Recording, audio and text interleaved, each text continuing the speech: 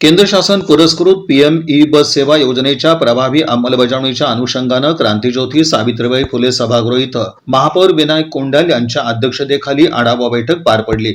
बैठकीत सोलापूर शहरासाठी मंजूर झालेल्या 100 electric bus, doctor Babasaheb Ambedkar वाहनतळाचं सुरू असलेलं काम, चार्जिंग सुविधा तसंच बस पुरवठादार कंपनीसोबत करण्यात येणाऱ्या कराराबाबत सविस्तर चर्चा करण्यात आली। केंद्र शासनाच्या पीएम-ई बस सेवा योजनेअंतर्गत सोलापूर महानगरपालिकेस एकूण 100 इलेक्ट्रिक बसेस मंजूर आहेत। यामध्ये 9 मीटरच्या 70 बसेस आणि 12 मीटरच्या 30 बसेस समाविष्ट आहेत। सोलापूर शहराच्या लोकसंख्येचा विचार करून पीएमईसी बैठकीत या बसेसना मंजुरी देण्यात आली आहे। योजनेअंतर्गत टीपी क्रमांक 2 बुधवारपेठ येथील डॉक्टर बाबासाहेब आंबेडकर वाहनतळाचं काम अंतिम टप्प्यात असून नागरी बांधकामाची सुमारे 80% तर बिहाइंड द मीटर वीज पायाभूत सुविधांची 95% कामं पूर्ण झाली आहेत। उर्वरित कामं जुलै 2026 अखेर पूर्ण होण्याची अपेक्षा आहे।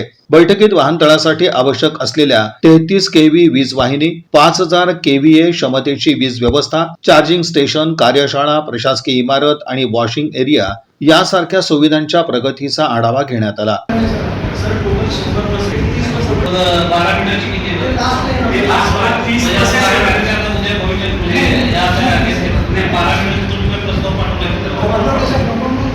उपकेंद्र आणि केबल टाकण्याची कामं पूर्ण झाली असून जेबीएम कंपनी सोबत करार झाल्यानंतर चार्जिंग पॉइंट कार्यान्वित करण्यात येणार आहे। या बातमीपत्राचे प्रमुख प्रायोजक प्लॅटिनम मॉल इंद्रधनु सोलापूर। सोलापुरातील सर्वात प्रतिष्ठित इंद्रधनु सोसायटीचा नवीन भव्य कमर्शियल प्रोजेक्ट आता रेल्वे स्टेशनच्या अगदी शेजारी शहराच्या मध्यवर्ती ठिकाणी।